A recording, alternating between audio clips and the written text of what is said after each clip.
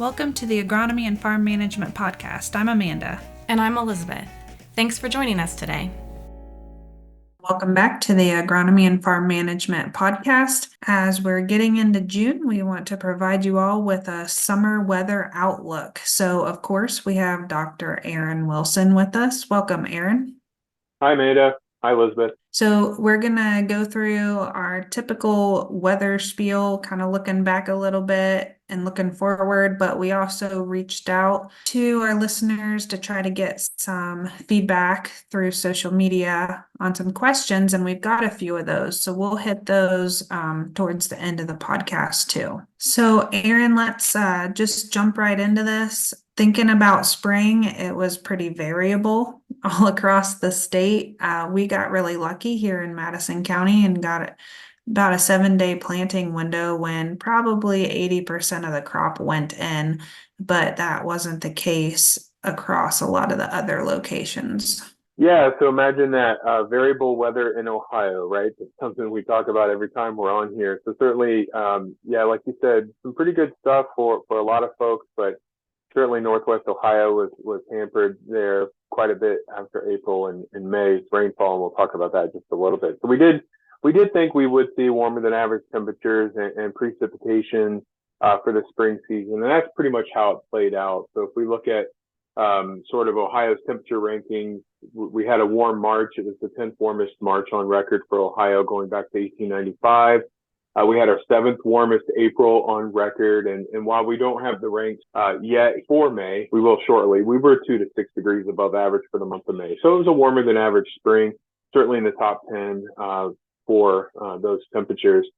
With those warm temperatures earlier in the season, obviously we were worried a little bit about maybe hitting some of the freezes in April that might cause some damage, and some of the early planted soybeans and stuff did take a little nip from that, but we really didn't see widespread damage on crops or horticultural interest there, so that was pretty good. As far as precipitation goes, again, a little bit of flip-flopping. March was actually a bit on the dry side, so we had been moving back and forth since fall between dry and wet conditions, but we followed March up the really wet April, 12th wettest April on record. Toledo set their all-time April record for 7.94 inches of rainfall during the month. Through the month of May, it was pretty wide range in terms of the amount of rainfall. We only had 1 to 2 inches in west central Ohio, and even in parts of northwest Ohio. And we'll talk about why, despite below average precip, we still had some issues there, and it has to do with the timing. But 2 to 4 inches across northwest, northern Ohio. We did have pockets up to 7.5 inches. So I'm sure many of your listeners are out there thinking, I didn't see that much. I certainly didn't see anywhere close to 4 inches or 7 inches or even 3 inches in some spots. There was a lot of variability across the state. And one other thing I'll mention, sort of looking back at the spring, or one of the next to last things, I guess, but from a rainfall perspective, it's just the number of rainy days that actually happened. So over half of the days between April 1st and May 31st, we saw at least a trace of rainfall. And if you were in Northwest Ohio, there was a good run of 8 days of nonstop rainfall between May 7th and 14th. And that's exactly when folks really want to get, those stuff in the ground. So other parts of the state, like in Circleville, Pickaway County, like you mentioned in Madison, you had pretty big, a little bit bigger open windows to get a bulk of the planting done in about 7 days. And we really only saw about a max of 3 or 4 days of consecutive wet days there. So again, variable conditions across the state, some pretty favorable getting stuff in, and of course, with warmer than average temperatures, that certainly helped on the growth stage side, as we'll get to in a moment. We always use the word variable, and that, I think, was the name of the game this spring. I think depending on where you were in the state, your experience can be very different from somebody just a few counties over. So on the flip side, Aaron, once we got these crops in, they came up really quickly, and some of them are taking off. And a lot of guys I talked to are already starting to side dress corn, which I guess it's June 1st, but it still feels like it happened really fast. Yeah, I mean, once, the warm temperatures, so, if you had those nice windows, we can look at modified growing degree days since then. Of course, we were, coming out of even the first 3 months of the season well ahead on our general growing degree days. But looking at modified growing degree days since April 1st, or at least basically between April 1st and the end of May, we saw anywhere from 600 to 700 GDDs across northern Ohio, as much as 900 to close to 1,000 already, just in that 2-month span over southern Ohio. And a bulk of those came in May. So we had some areas in May that picked up anywhere from 500 to 700 growing degree days just in the month of May. So if you were one of the lucky ones that had, plenty of moisture, but then had plenty of open windows to get that stuff done, growing degree days, 150 days above what we typically see in April, and a good 80 to 120 above average accumulation of growing degree days in May. We've seen the corn for sure really take off with a good bit of heating unit, really opposite of what we saw this time last year when we were cooler than average during the month of May, and really behind the growing degree days all season long. Yeah, that's a welcome difference compared to last year for sure. Yeah, I was thinking the same thing. We were dry and cool last year. We're wet and warm this year. I think I'd take this year, but like I said, we had a good planting window and it's just been fueling our crops to grow tremendously since then. Last time we were together, we talked a little bit about the severe weather that we'd had because we had it so early. But to follow up on that just quickly, how many tornadoes have we had, Aaron? Yeah, we were talking about that February 28th that, hit our Molly Karen Ag Center there in Madison County. And we really didn't slow down. We had numerous severe weather days throughout the season. And to date, through June 1st, Ohio's had 58 tornadoes this year. Now, normally, depending on what numbers you look at, but generally it's about 20, 21 tornadoes per season. That's sort of our average if you go back to 1950.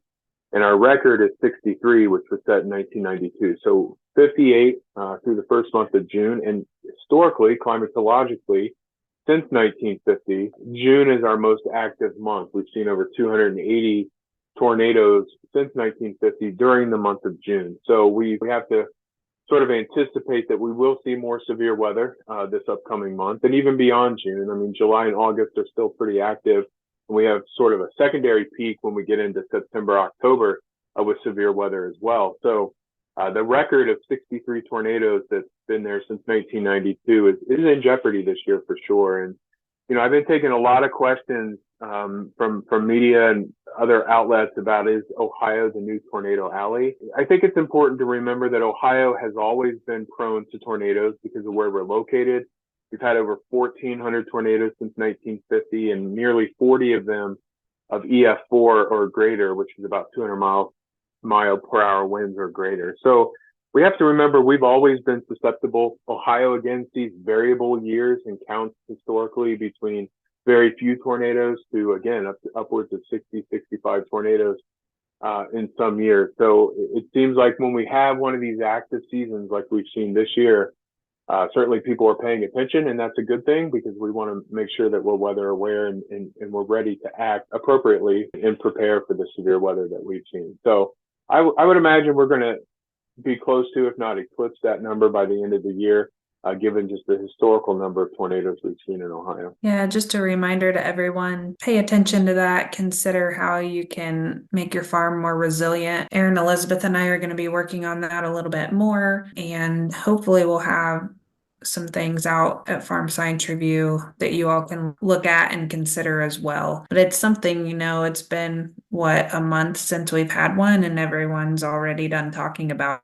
it. So it's kind of like out of sight, out of mind until it happens, but we do need to be prepared. Yeah, got to be prepared, and you want to make sure you know your geography, you know where you live in the county. So when watches and warnings are posted, you know how to take shelter. Make sure you've got an emergency plan in place. Make sure you got a good list of your assets and you've reviewed your insurance policy, and make sure, all of these are additional steps that we can take to become a little bit more prepared for severe weather when it happens. And of course, tornadoes aren't the only form of severe weather. We see straight line wind damage and large hail damage, and certainly our extreme precipitation events as well. So just being mindful of these things and being able to act and build our farms in a more resilient way is something I think we can all benefit from. Thinking about summer, what are you seeing in the forecasts? Yeah, so take stock of where we are here the 1st of June. We've had some areas, windows open up for Northwest Ohio over the last, say, 2 weeks of May. Still some wet areas out there, but warmer temperatures have helped drive some of that evaporation and free up some planting opportunities and other activities to get those done. So overall, soil moisture is pretty decent, maybe dry in some spots, a little wet in some spots, but fairly decent for the 1st of June for sure. We've got a little bit cooler conditions came in toward the end of May. I mean, we had lows, overnight lows dipping into the upper 30s in parts of the state there toward the very end of May. I had some photos of frost come in as well from across the state, and folks, hey, is that frost on the roof? Yeah, actually it is. Or got some frost on the car windshield, which might have been a surprise. And again, I'm not sure anything should be a surprise in Ohio when it comes to weather, but certainly having a little bit of light frost out there at the end of May is not something we see very often.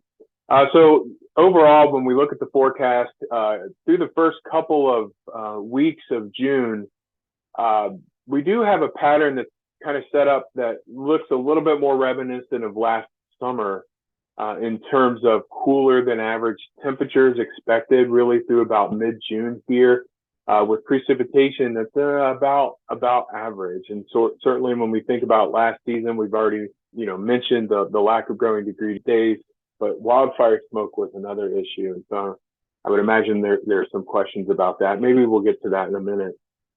Precipitation over the first half of June, again, looks about normal. And then as we get toward the end of the month of June, I think our forecast models right now swing us back toward normal to above normal temperatures for the later part of June with about normal precip. So it does look like, overall for Ohio, June is pretty decent, pretty normal, equal chances of above or below normal temperatures, and really about equal chances on the precip side as well. So I guess a kind of a Goldilocks June, maybe if you average it out. Of course, we know there's going to be a lot of variability in between there because we don't live in that sort of Goldilocks mentality.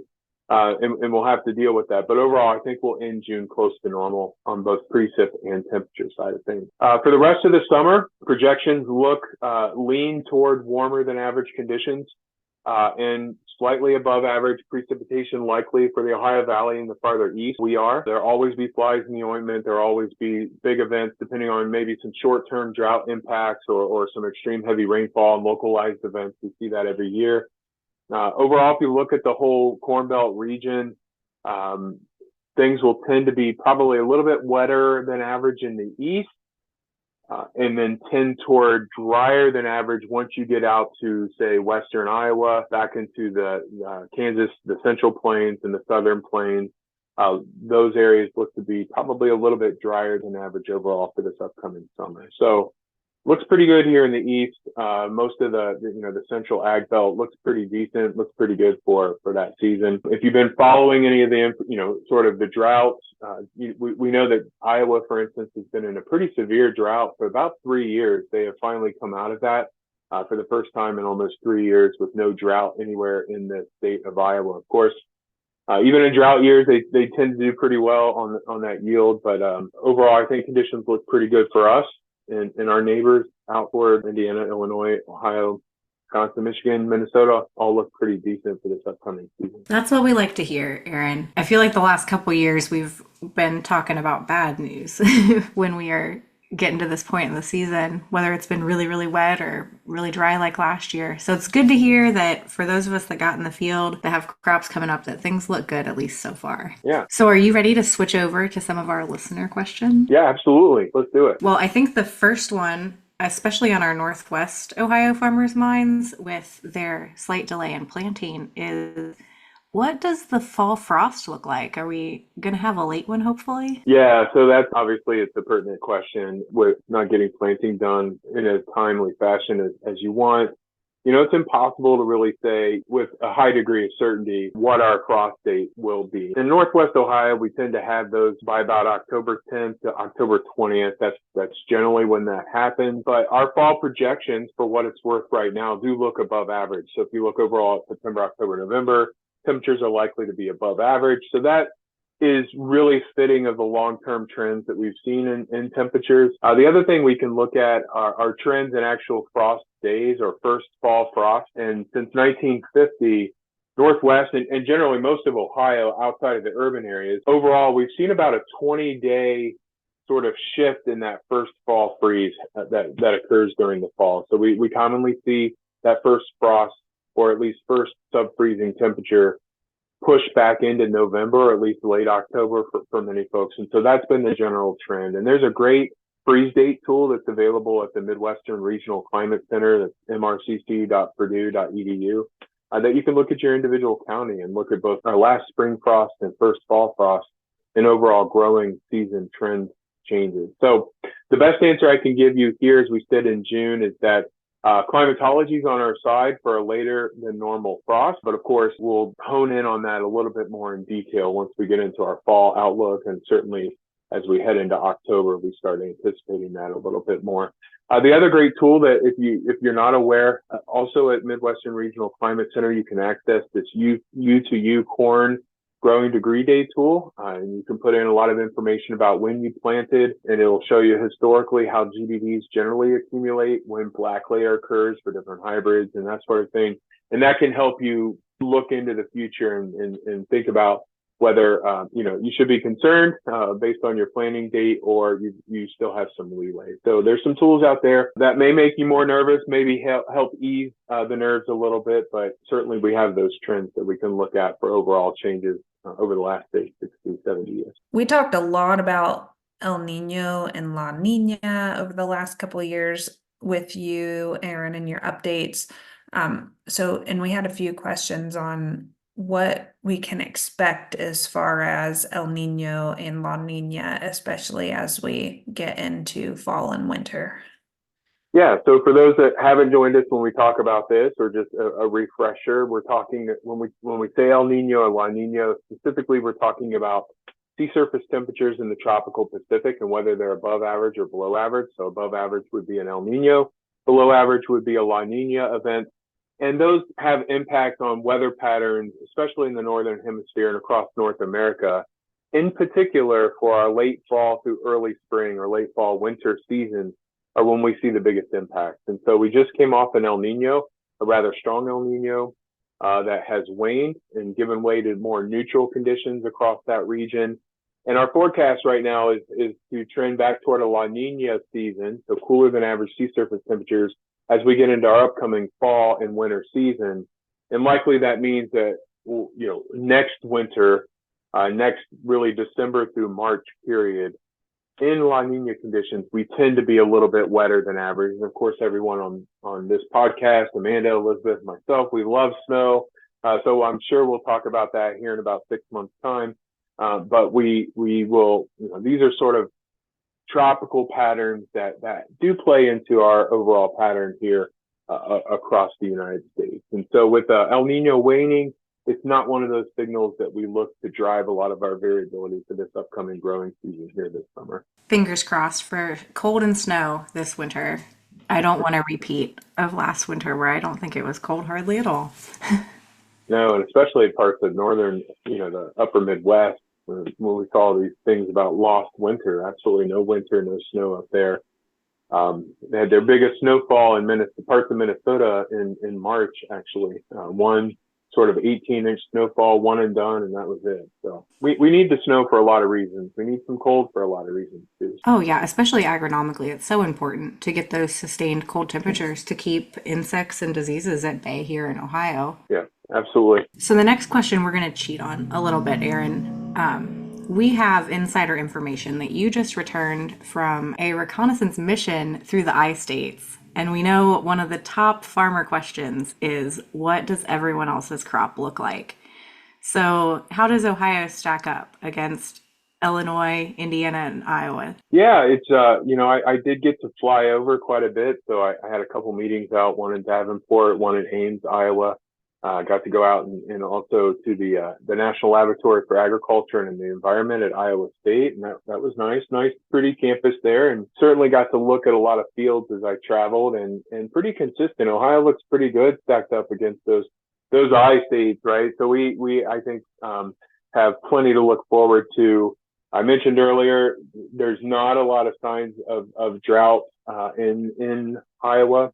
One thing we did, pretty interesting, we had a lot of good conversations with colleagues about how much erosion we saw in Iowa. They've been, again, really wet of late, and that's good from a drought perspective. But depending on the agronomic practice and the field practice, there was quite a bit of erosion. All the rivers were flooded or really high. They were, a lot of soil flowing down those rivers, probably a lot of nutrients as well. And so, it certainly was evident that the heavy rainfall of late, even to the point where they've got some log jams on the rivers now, where they've had several years of drought, a lot of fallen limbs, trees lining up along the banks of the streams and the rivers. Really, all of that got flushed down, and now they've got some big log jams in some of those rivers as well. So it was pretty green from here out to Iowa. Didn't see really any signs of drought through Indiana, Illinois, in Iowa alike. And so we're all pretty consistent there. And really, again, I think I mentioned earlier that the gradient would be a little wetter in the east, probably a little drier in the west, and about average in between there for the upcoming season. Ohioans can hold their heads high. We've got good looking crops across the state, and it stacks up well against those infamous I states as well. So this time last year, we were starting to deal with wildfire smoke across the area, and that had, it seemed like, quite a few impacts on our crop. So folks are wondering, is that something we might see again this year? Yeah, so it's a possibility. We still have fires in areas in Canada that we'll have to watch, and it all depends on the weather pattern. What brought cooler temperatures last summer out of Canada also brought that wildfire smoke with more northerly flow, or abnormally northerly flow. So here in the first part of June, when we've got this somewhat cooler pattern that I mentioned earlier, it's a little bit reminiscent of last year.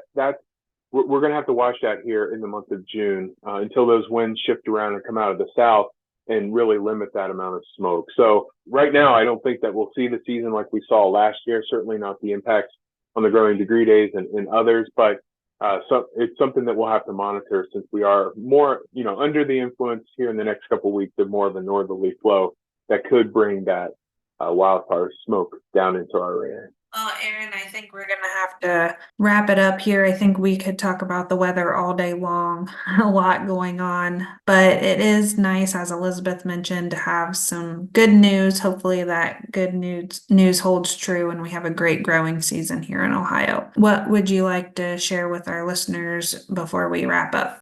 Yeah, so feel free to reach out to me at wilson.1010@osu.edu if you've got any weather or climate questions. I would encourage you to check out the State Climate Office of Ohio's website at climate.osu.edu, and you can sign up there for monthly and quarterly summaries.